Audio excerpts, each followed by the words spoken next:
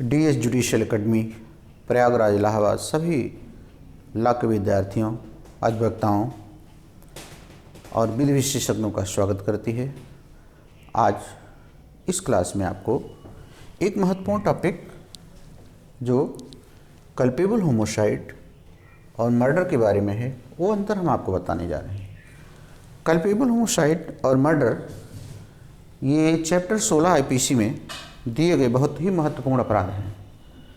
इन अपराधों पर जो अंतर है वो थ्योरेटिकल प्लस साथ में ही किशोर सिंह बनाम मध्य प्रदेश राज्य 1970 सुप्रीम कोर्ट, आंध्र प्रदेश राज्य बनाम पुन्नैया, राज्य बनाम ईदू बेग 1881 इलाहाबाद, अब्राहिम शेख बनाम स्टेट और राम प्रसाद बनाम बिहार राज्य और आर बनाम गोविंदा, ये 6 केसेज हैं।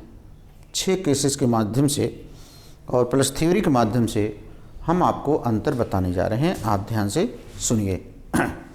कल्पेबल होमोसाइड और मर्डर में जो इनका लॉ है वो है कि एक चार्ट के माध्यम से इसको बताने का प्रयास जस्टिस मेलविल ने किया था।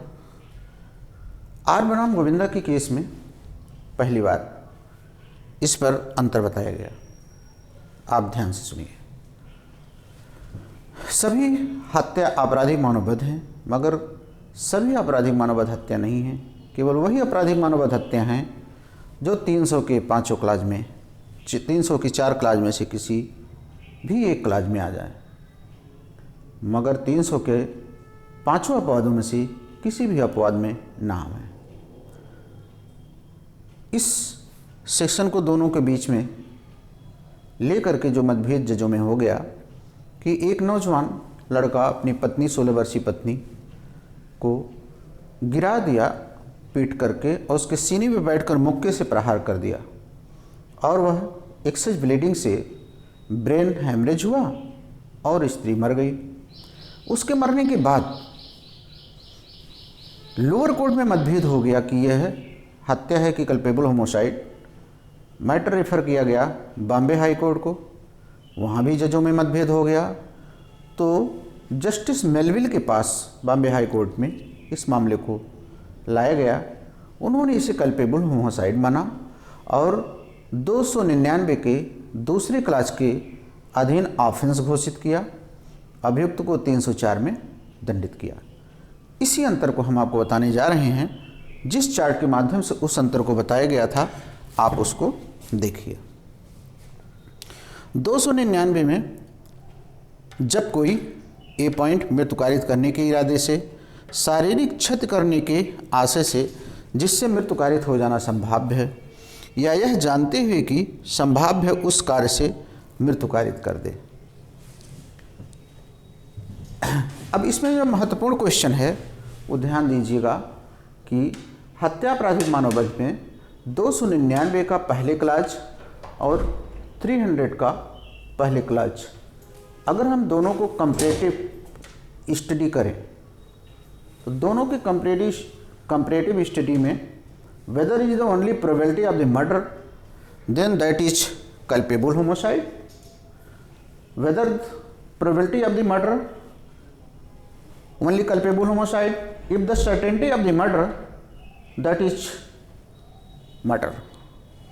For perjual 299 L station A and 300 L station A, दोनों को अगर आप देख लीजिए तो इस बात को स्पष्ट करते हैं।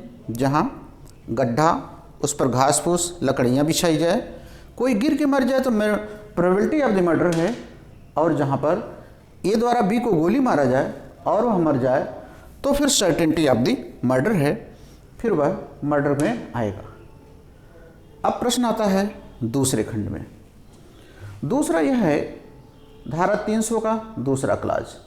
अगर वह कार्य जिस कार्य से शारीरिक क्षति की गई हो और अपराधी जानता भी हो, यानी मर्डर में इंटेंशन प्लस नॉलेज दोनों होता है, इंटेंशन प्लस नॉलेज दोनों है, और उस कार्य से मृत्यु होना संभाव्य है जिसको वह अपहरण कारित की गई है। ध्यान रहे अगर अपराधकर्ता का कार्य शारीरिक क्षति करने का है और उसका इरादा भी है उस व्यक्ति को शारीरिक क्षति करना जिसको वह कर रहा है, वह खुद मर जाता है, तो फिर वह मर्डर की केस में आएगा। इसके अलावा अगर मृत्यु हो जाती है तो फिर वह कल्पेबल होमोसाइड है। अर्थात जहाँ जिस व्यक्ति ने प्रकोपन दिया है उस प्रकोपन देने वाले के अलावा अगर हम दूसरे की भी मृत्यु भूल या दुर्घटना से कर देते हैं तो फिर वह कल्पेबल होमोसाइड होगा, मर्डर नहीं। ये धारा 300 के खंड 2 का इलस्ट्रेशन है। धारा 300 के खंड 2 का इलस्ट्रेशन है। अब हम आते हैं धारा 300 के खंड बी पर और धारा 300 के खंड 3 पर। धारा 299 के खंड बी में जहां शारीरिक क्षति करने के इरादे से मृत्यु कारित की गई है, ऐसी सामान्य क्षतियां जिसके बारे में संभावना मात्र है कि मृत्यु हो जाएगी, तो फिर वह ओनली कल्पेबल होमोसाइड है। यहाँ पर अभियुक्त के शरीर, प्रयुक्त किए गए औजार महत्वपूर्ण है। वाइटल पार्ट पे चोट है कि दूसरे पार्ट पे चोट है, ये बहुत महत्वपूर्ण है। लेकिन 300 के खंड 3 में जिस शारीरिक क्षति को करने का इरादा है वह शारीरिक क्षति प्रकृति के सामान्य अनुक्रम में यदि मृत्यु कारित करने के लिए पर्याप्त है तो फिर वह मर्डर होगा, जैसा कि 300 के 3रे इलस्ट्रेशन से स्पष्ट है, जिसमें कहा गया है कि अगर ए बी को तलवार मार देता है फिर उसकी मृत्यु हो जाती है। तलवार से जनरल प्रूडेंस का आदमी भी जानता है मृत्यु हो सकती है, तो फिर यह मर्डर की केस में आएगा। अब हम आते हैं चौथे क्लास पे, 300 के चौथे क्लास पे और 299 के 3रे क्लास पे।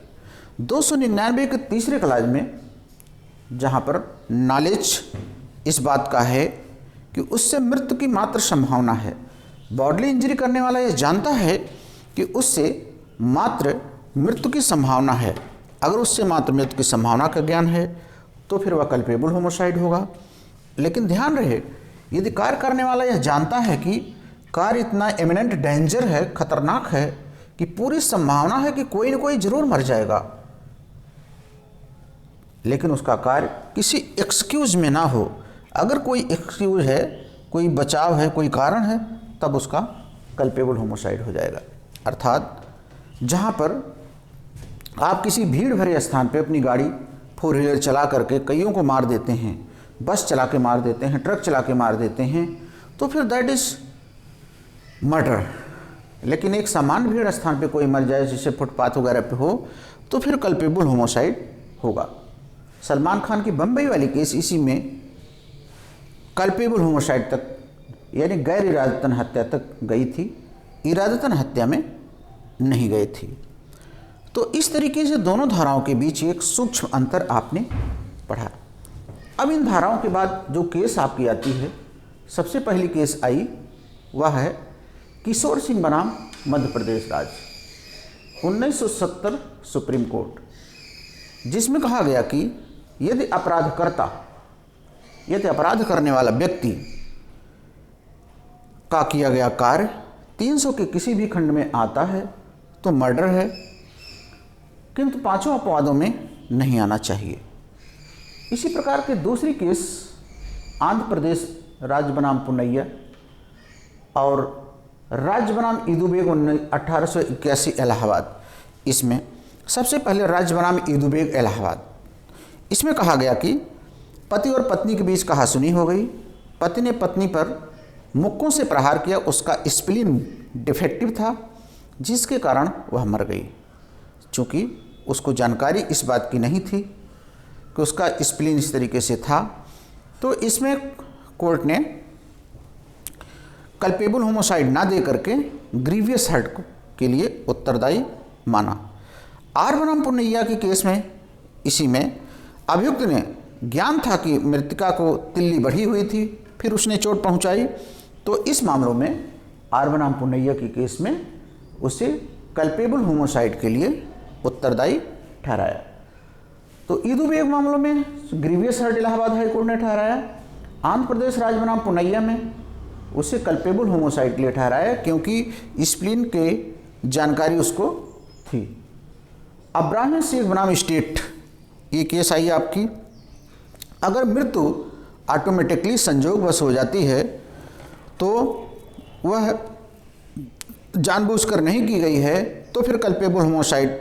यदि अभियुक्त संजोगवश या उपेक्षा के कारण न हो करके जानबूझ करके मृत्यु कारित करता है, अर्थात अगर जानबूझकर है तो फिर अब्राहम शेख बनाम स्टेट 1964 के मामले में इससे कल्पेबल होमोसाइड माना गया।